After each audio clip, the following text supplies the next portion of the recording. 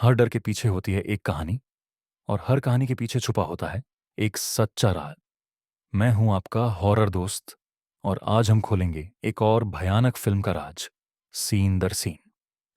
तो लाइट बंद कर दीजिए और ध्यान से सुनिए। एक शांत छोटे से कस्बे में एक खौफनाक मर्डर सीन सामने आता है। पुलिस जब एक घर में दाखिल होती है तो वहां कई लाशें बिखरी पड़ी होती हैं। हैरानी की बात यह होती है कि वहां कहीं भी जबरदस्ती घुसने के कोई निशान नहीं होते। घर के तहखाने में उन्हें एक अधनंगी औरत की लाश मिलती है, साफ ताजा, बिना किसी खून खराबे या चोट के। पुलिस उसे जेन डू नाम देती है Well, for now, she's a Jane Doe. क्योंकि उसकी कोई पहचान नहीं होती। शेरिफ शेल्डनबर्ग उस लाश को पास के शवगृह में लेकर आता है, जिसे टॉमी टिल्डन चलाते हैं, एक अनुभवी कोरोनर। उनका बेटा ऑस्टिन टिल्डन उनके साथ काम करता है। उसी रात ऑस्टिन अपनी गर्लफ्रेंड एमा के साथ बाहर फिल्म देखने का प्लान बना रहा होता है, लेकिन जैसे ही जेन डो की लाश आती है, वह एमा को थोड़ी देर इंतजार करने को कहकर अपने पिता के साथ ऑटोप्सी करने का निर्णय लेता है। जैसे ही वे ऑटोप्सी शुरू करते हैं, चीजें अजीब लगने लगती हैं।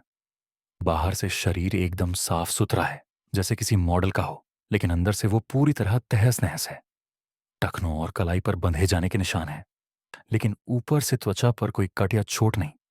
उसकी जीभ कटी हुई है और दांत बाहर से निकाले गए हैं। फेफड़े जलने जैसे प्रतीत होते हैं, जैसे उसे जिंदा जलाया गया हो। दिल पूरा काला पड़ चुका होता है। ये सब चीजें किसी आम इंसान के शरीर में नहीं हो सकती। उन्हें पेट में एक विचित्र फूल मिलता है, जिम्सन वीड, जो आमतौर पर दक्षिण अमेरिका में पाया जाता है। साथ ही एक छोटे से कपड़े का टुकड़ा मिलता है, जिस पर अजीब चिन्ह और बाइबल की आयत लिखी होती है, लेविटिकस 20:27, जो जादू टोना करने वालों को पत्थर मारकर मारने की सजा की बात करता है। तभी अचानक शवगृह में अजीब घटनाएं घटने लगती हैं। लाइटें झपकने लगती हैं, रेडियो अपने आप चालू हो जाता है और भयानक गाना बजता है, open up your heart and let shine shine in. शवगृह की बिल्ली स्टेनली का व्यवहार अजीब हो जाता है, और फिर उसकी भी दर्दनाक मौत हो जाती है। ऑस्टिन की गर्लफ्रेंड एम्मा अचानक नीचे आ जाती है और उसी दौरान लाइटें बंद हो जाती हैं। ऑस्टिन जब टॉर्च की रोशनी में देखता है तो उसे कोई लाश चलती हुई दिखती है। घबराहट में वह गलती से एम्मा पर वार कर देता है और उसकी भी मौत हो जाती है। अब टॉमी और ऑस्टिन पूरी तरह डर के शिकंजे में हैं। शवगृह की बाकी लाशें भी गायब हो जाती हैं और चलती हुई दिखाई देती हैं। वे बाहर निकलने की कोशिश करते हैं, लेकिन सभी दरवाजे बंद हो जाते हैं, जैसे कि जेन डो नहीं चाहती कि कोई बाहर जाए।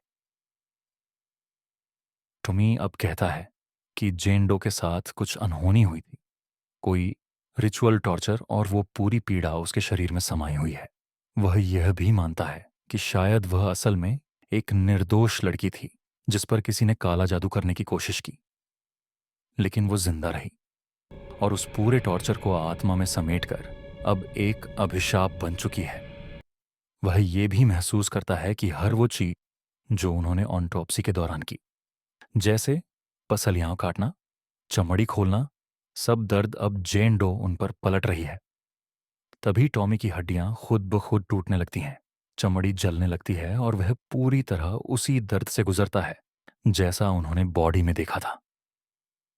ऑस्टिन उसे बचाने की कोशिश करता है, लेकिन टॉमी उससे कहता है, अगर मैं खुद को मरने दूं तो शायद आत्मा को शांति मिल जाए। कुछ ही देर में टॉमी की मौत हो जाती है, बेहद दर्दनाक तरीके से। अब ऑस्टिन अकेला रह जाता है। चारों तरफ खामोशी छा जाती है। उसे लगता है सब खत्म हो गया है, लेकिन तभी रेडियो फिर से चालू हो जाता है। वही डरावना गाना फिर से बजने लगता है। उसे लगता है कोई उसका पीछा कर रहा है। वह ऊपर की तरफ भागता है और वहां किसी की परछाई देखता है। घबराकर वह पीछे हटता है और गलती से दूसरी मंजिल से नीचे गिर जाता है।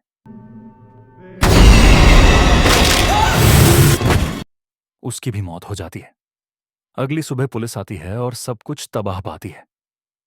टॉमी, ऑस्टिन और एमा सभी मारे जा चुके होते हैं, लेकिन जेन डो की लाश अब भी वैसी की वैसी शांत, बिना किसी खरोंच के पड़ी होती है। पुलिस जेन डो के शव को स्ट्रेचर पर रखकर एम्बुलेंस में ले जाती है। जैसे ही एम्बुलेंस चलती है, रेडियो फिर से चालू हो जाता है और उसी वक्त जेन डो के पैर का अंगूठा धीरे से हिलता है, जैसे वह अब अगला शिकार ढूंढ रही हो। तो ये थी आज की हॉरर कहानी, डर, रहस्य और रोमांच से भरी। अगर आपको वीडियो पसंद आया हो तो लाइक करें, शेयर करें और चैनल को सब्सक्राइब करना ना भूलें, क्योंकि हॉरर दोस्त के पास हर डर की एक कहानी है।